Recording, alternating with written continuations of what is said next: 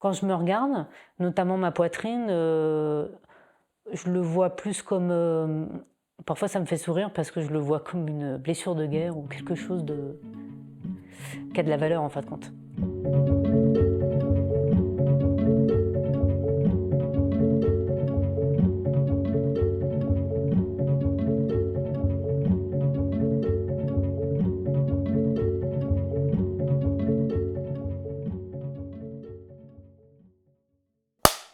Je m'appelle Corinne, j'ai 66 ans.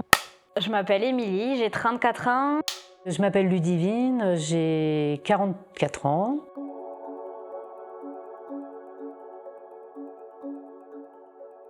Maintenant, je trouve que j'ai pris un coup de vieux, quoi. Enfin, même physiquement, je trouve que j'ai beaucoup dégringolé. Après, il faut se rendre à l'évidence que j'ai 66 ans, une fois de plus, et que je ne reviendrai pas au top de mes 40 ans. Mais ça a été brutal quand même. Ça a été brutal. Ça ne s'est pas fait petit à petit comme ça se faisait jusque-là. J'ai vieilli petit à petit, j'ai changé petit à petit, mais je me plaisais toujours. Et puis là, ça a été d'un seul coup une cassure. Moi, ça s'est atténué, ça s'est lissé sur le temps. À partir du moment où j'ai réussi à accepter ce changement vraiment, de me voir dans la glace et de m'apprivoiser, ça allait mieux. Il y avait moins de violence.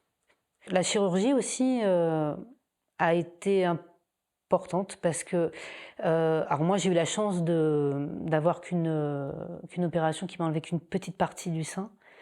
Donc ça a contribué au fait aussi que j'ai plus de facilité à accepter parce que il y avait sur le visuel, il y avait moins de brutalité. J'ai une cicatrice, j'ai bien sûr un sein qui est modifié, mais je l'ai toujours. Et rien que le fait de savoir que j'allais le garder, j'étais vraiment heureuse. Donc en fin de compte, j'ai eu beaucoup moins de mal à accepter, on va dire, les traces sur le corps de la chirurgie. Au contraire, on n'a pas tous la même expérience avec la chirurgie. Et, euh, et j'étais tellement contente aussi qu'on m'enlève ce qui restait que pour moi, c'était pas le plus important. Mais ça s'estompe. C'est très violent au début et moi, ça s'adoucit au fur et à mesure. Maintenant, je suis dans une phase où le corps cicatrise et que il y a quelque chose de naturel qui reprend. Donc, quand je me regarde, notamment ma poitrine, je le vois plus comme. Parfois, ça me fait sourire parce que je le vois comme une blessure de guerre ou quelque chose qui a de la valeur en fin de compte. Je me suis mis en pause complètement. Voilà, c'était pas moi dans ce corps-là.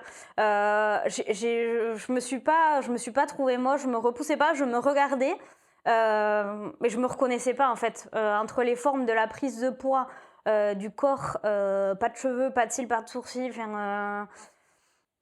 me suis acceptée comme ça, en me disant que c'était transitoire. Voilà, que de toute façon ça durerait pas, ça allait revenir. Euh, c'est pas pour autant que je me suis acceptée, je suis jamais sortie dans la rue avec le crâne chauve, des choses comme ça. Mais chez moi, je restais comme ça. Parce qu'après, avec ma petite fille, elle ne supportait pas que j'ai un turban sur la tête ou que j'ai quelque chose sur la tête. Donc, elle me faisait enlever. Ça m'a aidé à m'accepter puisque j'avais pas trop le choix. Elle me regardait avec son regard d'enfant, elle le voyait pas. Mes proches m'ont dit, mais enlève-le à la maison si t'es mieux sans rien. Et c'est vrai que c'est pour eux que je le faisais plus que pour moi, parce que moi toute seule la journée je mettais rien. Donc je me suis acceptée comme ça, même devant mon compagnon, devant ses parents à lui. J'ai décidé d'y aller en fin de compte. Je me suis dit, si moi je suis à l'aise, je vais pas me soucier de savoir si l'autre est un inconfort et il va penser des choses. De toute façon, tout le monde pense quelque chose. Donc oui, j'ai croisé des gens où je voyais dans le regard qui se disaient ce que moi je me disais à l'époque, ah, je pense que c'est quelqu'un qui a le cancer. Moi, j'ai eu la chance en tout cas dans mon entourage proche, que les gens n'y portaient pas plus d'importance que ça et qui m'encourageaient justement déjà à porter ce que j'avais envie, de me sentir bien et que je pouvais enlever aussi. Ce que j'ai fait. Au début, pas trop, parce que j'hésitais quand même un peu. Et au fur et à mesure, parfois j'avais chaud, j'enlevais mon bandeau et comme j'étais dans un milieu où j'avais confiance, j'ai quand même eu ce réflexe de regarder un petit peu les réactions parce qu'on ne peut pas s'en empêcher. Et quand j'ai vu que c'était simple, qu'il n'y avait pas de souci et que ça ne dérangeait pas et que vraiment les gens étaient naturels et que, au contraire, ce qu'ils voulaient, c'est que je sois bien. Bah après, je le faisais même. Parfois, je sortais de chez moi, j'oubliais de mettre mon bandeau et j'arrivais en bas et je me disais oh, mince, je vais sortir, j'ai oublié. Et puis en fin de compte, je me dis oh, c'est pas grave, j'y vais.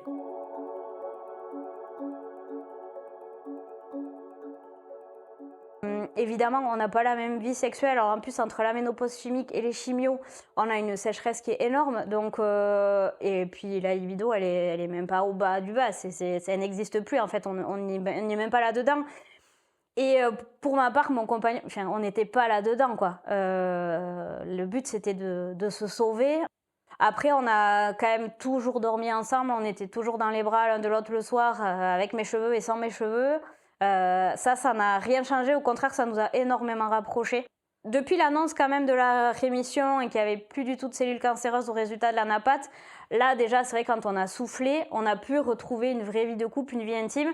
Après, on a toujours continué à faire des restos que tous les deux, à faire des soirées que tous les deux, pour pas perdre au moins la complicité qu'on avait, parce que à un moment je lui ai dit c'est triste, mais là les temps qu'on passe que tous les deux, c'est quand on va à la chimio, quoi. Donc jusque-là, nous étions un couple, bon, on a eu 3 enfants, très bien, ils ont grandi, ils sont partis, voilà, on n'est plus que tous les deux. Et donc on est des travailleurs acharnés et chacun travaille. Et moi, je ne voulais pas m'arrêter de travailler. Et puis lui, il est en retraite, mais en activité en même temps. Donc ça fait qu'on avait quand même une vie assez indépendante l'un de l'autre. Donc la maladie nous a beaucoup rapprochés. Il faut quand même reconnaître qu'il a été impérial. Franchement, il m'a amené partout. Il a supporté mes sautes d'humeur parce que quand on est malade, il y a des fois où on est insupportable.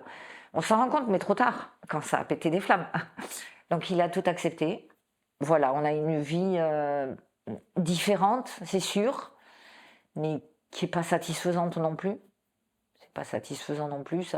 Ça a créé un séisme dans notre couple, quoi. C'est un petit peu difficile à supporter.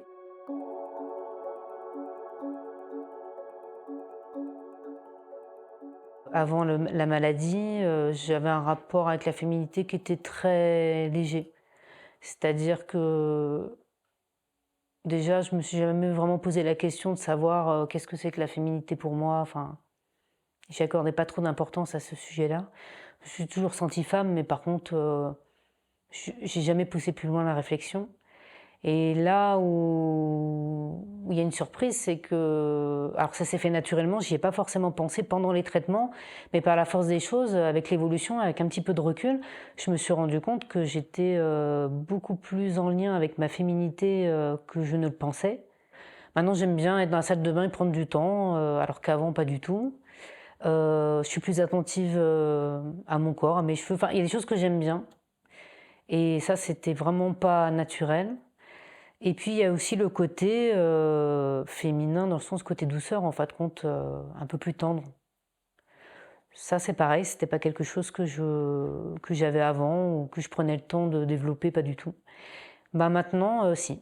Maintenant, j'ai un rapport beaucoup plus doux avec moi-même et ça, je pense que c'est une bonne partie de féminité que j'ai développée avec le parcours.